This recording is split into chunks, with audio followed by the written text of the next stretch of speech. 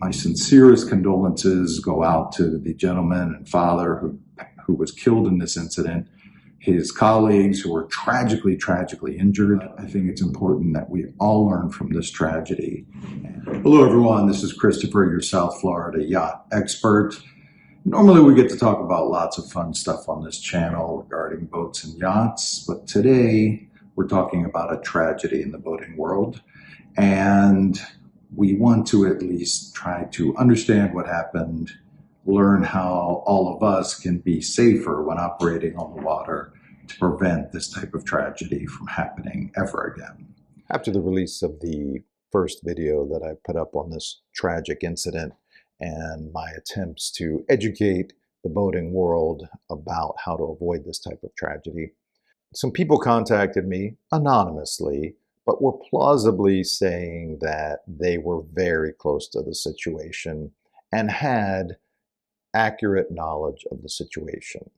Now, they would not agree to give me their name, and they provided some photographs in support of some of the points they made, but would not give me permission to use those photographs. Of course, the goal of this video is not to conduct a formal fact-finding investigation of this tragedy. The goal of this video is absolutely to learn from this tragedy, educate all of us in the recreational boating world on safety, fueling recreational boats, and avoiding this type of tragedy from ever happening again. I do want to share the two key points that the people who plausibly claim to be close to this situation did make. So the first point made by anonymous sources is that although most Axopars are shipped from the factory without engines, and engines are installed in the United States, on this particular boat, the engines were installed at the Axopar factory in Poland. Again, I'm not saying this is fact or not. I'm saying that the source who plausibly claims to be close to the situation, told me that this boat was pre-rigged with engines from the factory. The second point was that the shrink wrap had most definitely been removed from the boat before the fueling process. And the anonymous source provided me photographs of the technicians removing the shrink wrap protective covering from this boat prior to the fueling process. They would not give me permission to use those photographs in the video. And of course, I am not the objective investigation agency. OSHA and Florida State Fire Marshals are. Just wanted to make sure that I conveyed what the anonymous sources conveyed to me in the interest of providing all the information available. We're going to address these corrections or counterpoints after each of the points made in the initial cut of this video. So here's what I believe occurred. So company, local marine dealership here, was preparing an Axopar 45 boat to be displayed at the Fort Lauderdale Boat Show. And Axopar boats are made from fiberglass. They are built in Poland, and they are shipped to the United States without engines. So prepping a boat like that is a very involved process, because it's not just starting batteries. You are installing, rigging engines, electronic controls, and it's quite a process. And boat show preparation, I know from experience, can be very chaotic, very intense, and a lot happening in a short period of time to get all the display boats ready for the boat show. An Axopar 45, engines had been rigged, triple mercury outboard engines. The boat was on a trailer at a boatyard facility, and it was being fueled from a tanker truck. So tanker truck parked nearby, and it was being fueled with gasoline to be transported or be ready to be driven to the boat show via water. At the same time, as I understand, the boat was covered with that shrink wrap material that new boats are often protected with for transport and so on, to keep them nice and clean. Anonymous source who plausibly claimed to be close to the situation was that the shrink wrap had most definitely been removed from the boat before the fueling process. And the anonymous source provided me photographs of the technicians removing the shrink wrap cover, protective covering from this boat prior to the fueling process. They would not give me permission to use those photographs in the video. And of course, I am not the objective investigation agency. OSHA and Florida State Fire Marshals are. Just wanted to make sure that I conveyed what the anonymous sources conveyed to me in the interest of providing all the information available. What I understand is that during the fueling process, the technicians who were preparing the boat were also installing some batteries or doing some other type of electrical work simultaneously.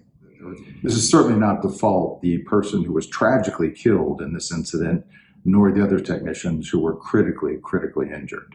But we do need to all learn from this tragedy so that we can prevent it from happening again. So let's review some of the basics, and this applies to gasoline fueling. Diesel is a separate subject. We're not going to cover that today. But this was also a little unique because the boat was on a trailer and it was likely covered, and likely there was other work being performed on the boat at the same time as the fueling process. So if we look at a couple of things, so gasoline is obviously an incredibly flammable liquid. It's also an incredibly, even more so, flammable vapor. And that's why when we are fueling any sort of vehicle, it's very important that we have adequate ventilation, because as gasoline evaporates, and it evaporates very easily, those fumes are incredibly combustible. The slightest spark can cause an explosion if there are fumes in the air not being properly ventilated. That's why boats have a blower fan in the engine compartment to assist with ventilation before startup of the engine and make sure everything is ventilated properly.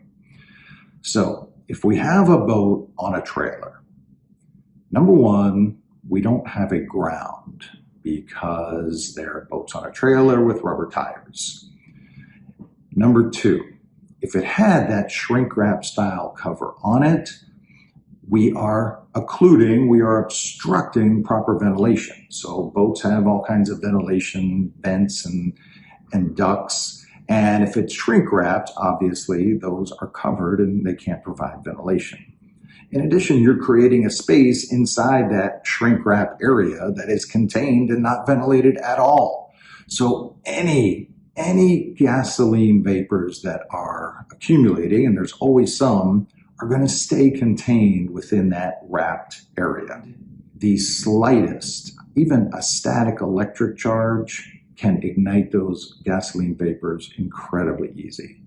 If these technicians were installing starting batteries or doing other things regarding the electrical system, as you know, it's incredibly easy to create a spark in that situation.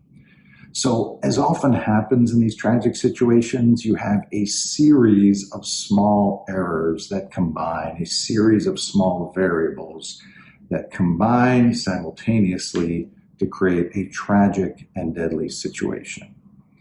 The other, of course, the technicians were working extremely hard. Boat show preparation is chaotic. You're under a lot of pressure. When you're under pressure and when you're rushing is when you make mistakes. And think about the recreational boat world. I can certainly envision a scenario where we have family coming for the 4th of July. There's no gas in the boat. We're going to take everybody out boating all day. I need to run down to the fuel dock before company gets here in an hour, and I'm going to be rushed. And I'm going to think less clearly. And I'm talking on my phone, and I'm taking phone calls and texting while I'm fueling the boat at the fuel dock. And that's when you make mistakes. And we are all human, and we are all prone to make mistakes, which is why you need to slow down, turn off your phone, and stay focused on the fueling process. And a boat in the water is grounded, and modern boats have grounding systems to help eliminate any sort of electrical spark or other problem. But if we think about this boat on a trailer with rubber tires, it's isolated from the ground, and it was being fueled by an adjacent fuel truck.